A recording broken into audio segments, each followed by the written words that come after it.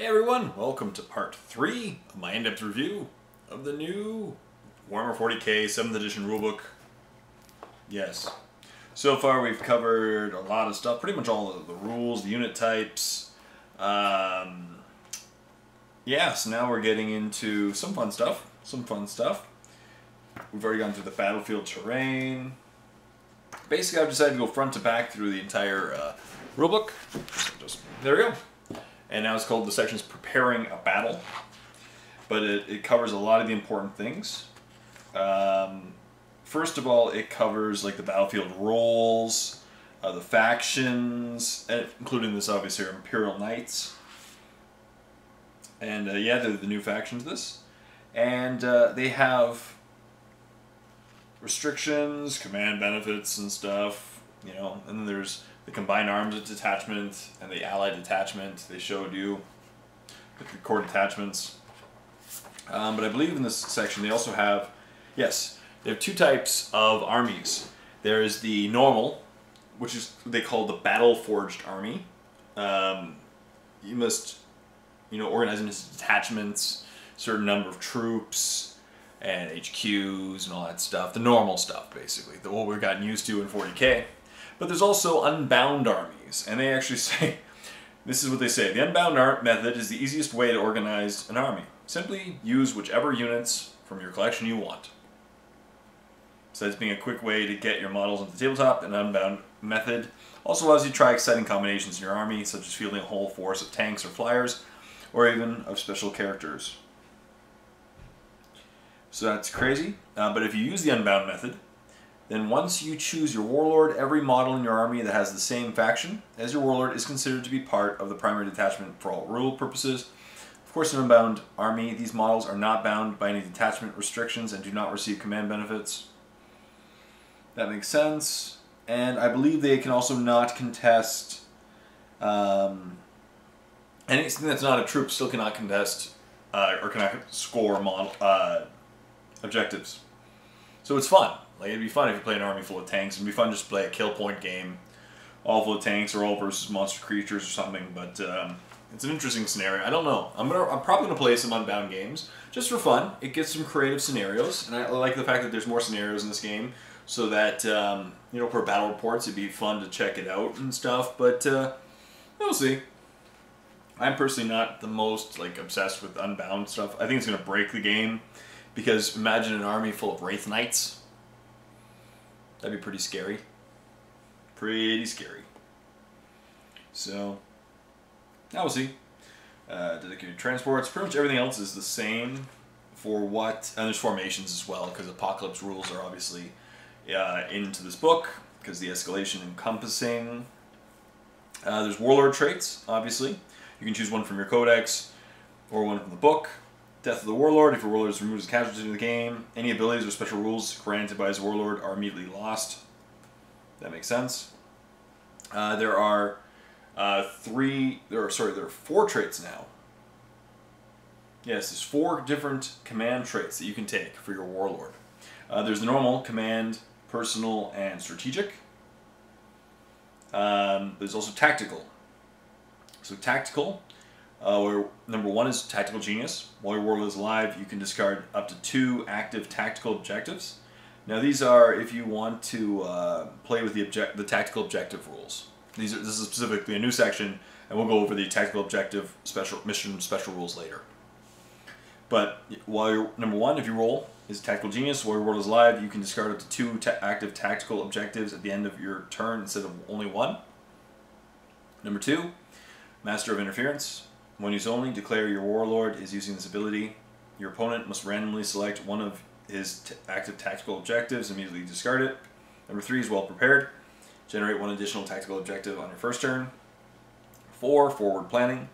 After generating tactical objectives on your first turn, you can immediately choose to use this Warlord trait. If you do, discard all your active tactical objectives. Generate a new tactical objective for each one you discarded. Number 5, Master of Fate. While your Warlord is alive, you can re-roll the dice when determining how many victory points are awarded for tactical objectives that award a random number. That's pretty cool. And we'll go over those later. Basically, if you score an objective or something, there's certain... When you play in this game, you're going to have numbered objectives, and each one corresponds to a specific objective, that tactical objective, and if you get that one, you will have to score it. For example, if you get tactical objective 2, and the challenge is you have to score it at the end of a turn, if you do that, you get a point. It's kind of like a, slay the Warlord for points. And then number 6, lead by example. Any secure objective X, tactical objective, where X is the number between 1 and 6, that is scored because your Warlord or his unit controls that objective marker, scores 1 additional victory point. So you get 2 instead of 1. Besides that, pretty much the other ones are pretty similar to what they used to be. I noticed that personal traits are almost identical. 1 still counterattack, 2 is furious charge, 3 is outflank, 4 extra victory point for challenge kill. 5 is actually better because you get feel no pain. It used to be feel no pain within 3 inches of an objective, but now it's just feel no pain. That's great. And number 6 is no longer scoring. It is your Warlord has the Fearless and it will not die special rules. Command traits. Inspiring Presence is 1. All friendly models within 12 inches use his leadership rather than their own. Intimidating Presence number 2. Enemies units within 12 inches of your Warlord must use their lowest leadership value, not the highest. 3 is Dust of a Thousand Worlds. Your Warlord and all friendly units within 12 inches have the move to recover special rule. That's pretty cool. 4 is Master Vanguard. Your Warlord and all other friendly units within 12 inches add 1 to the distance that they can move when they run or charge. That's nice. 5 Star Priority. In the shooting phase, your Warlord and all friendly units within 12 inches of him reroll to hit rolls of 1. And 6 Coordinated Assault. In the assault phase, your Warlord and all friendly units within 12 inches of him reroll hits of 1. Cool. And they're strategic as well. On 1 is Conqueror of Cities. Your units that have move to recover special rule and stealth ruin special rule. Night Attacker. If you choose to use night fighting rules in your game, there's no need to roll. It is night on your first turn. All models in your army have the night vision special rule, so you can all see in the dark. Number 3 is Master of Ambush. Your Warlord and 3 non-vehicle units of your choice have the infiltrate special rule. 4, you add +1 to NEC's the initiative roll. In addition, once your Warlord is alive, you can reroll any reserve rolls, failed or successful. 5 is Divide and Conquer. Whilst your Warlord is alive, your opponent has -1 modifier to the reserve rolls. And number 6, Princeps of Deceit. At the start of your opponent's first turn, pick 3 units in the enemy's army. Each of these units must take a pinning test. Cool. Next we have the Allies chart. And the Allies chart actually did get slightly modified in this edition. Basically, they called they grouped everything together called Armies of the Imperium. And Armies of the Imperium are all battle brothers of each other. And they include Adeptus Sororitas, Astra Militarum, Blood Angels, Dark Angels, Grey Knights, Imperial Knights, Inquisition, Space Marines, Space Wolves. They're all battle brothers. And basically battle brothers means the same thing it did before. Besides that, very few things are battle brothers. Tau is no longer battle brothers with anything, except for Tau. They're armies of convenience for Eldar and Necrons, which is a huge change. And now they're desperate allies with everyone else, basically, other than Tyranids. Tyranids, once again, can't ally with anyone. And besides that, they're pretty much the same. Demons and Chaos can work together. Eldar and Dark Eldar. Besides that, not very many battle brothers. And it says what battle brothers can do, which is basically the same thing as last edition. Next, this is the cool part. This is really cool. So next, preparing for your battle, choose a mission format. So there's the standard missions. They're all called Eternal War Mission Table. And they're the same ones as before. Crusade, Purge the Alien, they've swapped the numbers for 3 and 4. The Scouring is 3, used to be number 4. Then Big Guns Never Tire, The Emperor's Will, The Relic. Same ones as before. But now there's also Maelstrom of War Mission Tables. The first one is called Cleanse and Control, Contact Lost, Tactical Escalation, The Spoils of War, Cloak of Shadows, Deadlock. The deployment zones, the same as before. Dawn of War is normal, Hammer and Anvil, Sideways, Vanguard Strike, Corners.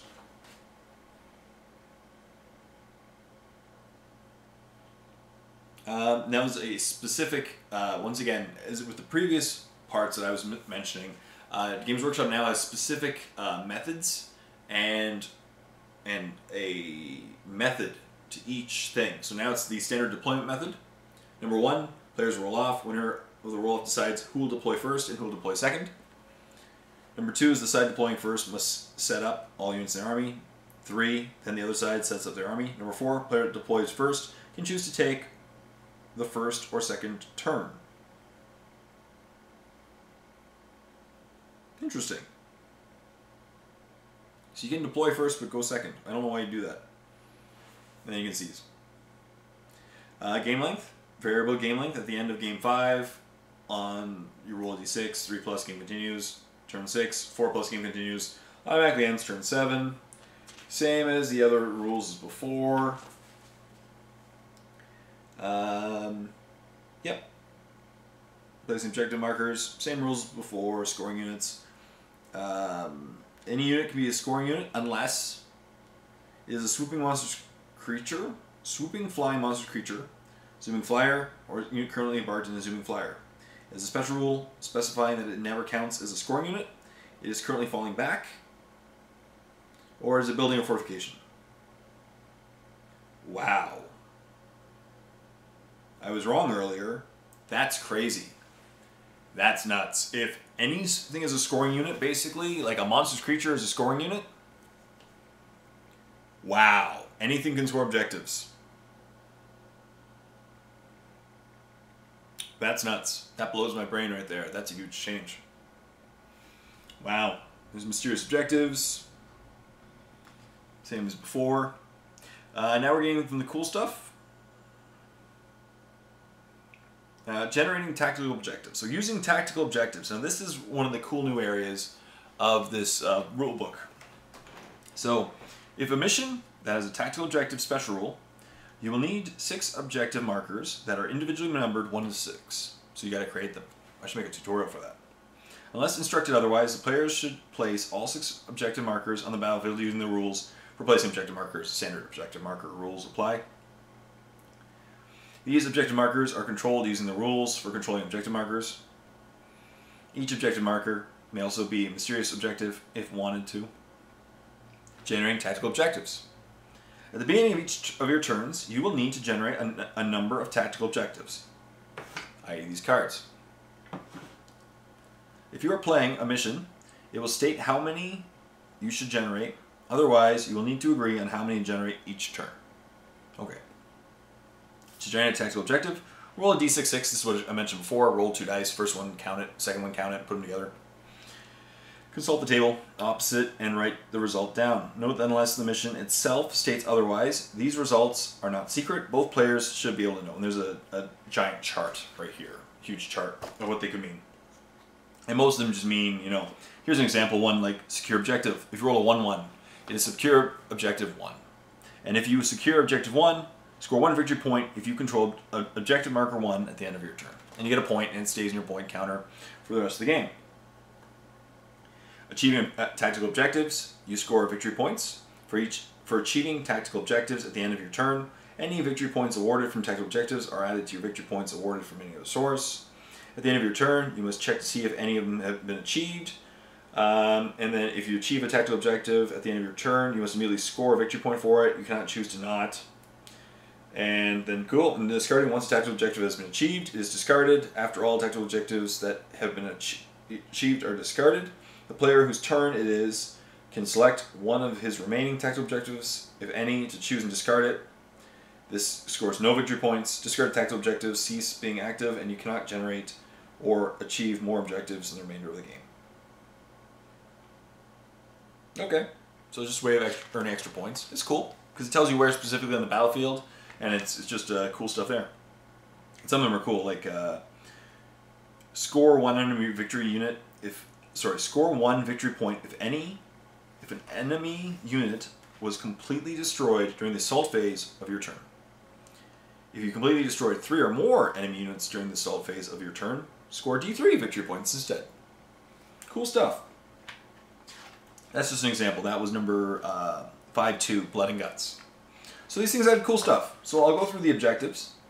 And so Crusade, as I said, Crusade's the same, Purge the Aliens the same, Scouring, same, Begin, Summer, Retire, same, Emperor's Will, Relic, same, What if they clarified anything?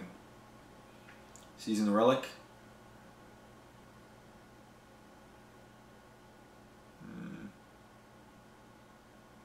No.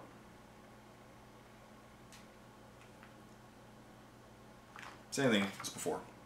And then we go into the new objective, the new missions. Maelstrom of War, Cleansing the Troll. So this one is, it's Vanguard Strike, I believe. I guess you can use a standard deployment, so you can do whatever one you want. And primary objective, achieve as many tactical objectives as possible. If any started player turn he has fewer than 3 active tactical objectives, he must generate a number equal to, so he gets up to 3. There's also Contact Lost, which is very similar. The primary objective is achieve as many tactical objectives as possible. And if player does not control any objective markers at the start of the turn, he cannot generate new tactical objectives. Oh, victory conditions. No, once again, it's just tactical points. Then there's Tactical Escalation, which has tactical objectives. What does this one do? Interesting. Sorry, I'm just reading this quickly. Each player generates 1 tactical objective at the start of his turn. If, at the start of his turn, a player has fewer active objectives, the current turn number, he must generate equal to that number. And you just keep going. So it's cool. It's just each one has various numbers of objectives. And cool stuff. Next one is called Spoils of War. Has precious cargo in this mission. Neither player can choose or voluntarily discard any tactical objective titled Secure Objective X, where X is a number between 1 and 6. And there's also Steal the Loot in this mission. All active tactical objectives titled Secure Objective X can be achieved by either player. That's cool. So you can steal your opponent's if you want. You can get the, if you control number 1, for example, and your opponent has the card for that, you can take it. Whoever has the most points at the end wins. Next one's called Cloaks and Shadows. And they're kept secret. Cool. That's basically tactical objectives, but instead of face up, they're face down. It's a secret game, so at the end of the game you might win. When players generate their new tactical objectives, they should keep them secret from their opponent. Cool. Keep the dice score hidden from your opponent, so if you have a deck of tactical objective cards, keep them face down. Reveal tactical objectives only when achieving them. Cool. Deadlock.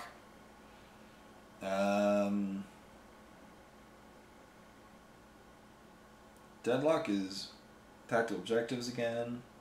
Same thing. Cool. That's it. That's basically the that's the whole rule book, and then it goes into the appendix. So we'll go to the appendix now. Actually, you know what? I'll save the appendix for next time. So we'll go over the special rules next time and the psychic powers, as well as the building types of escalation, or sorry, stronghold assault. That way, it'll keep this video relatively short. So I hope you enjoyed this video, full of all the new rules, the new missions, and yeah, stay tuned for part 4, where I'll just go over the appendix and some of the special rules. A couple have changed, not many, as I mentioned. So, till next time, this is Jay saying please like the video, comment in the comment section down below, subscribe to the channel if you haven't done so, and until next time, happy painting.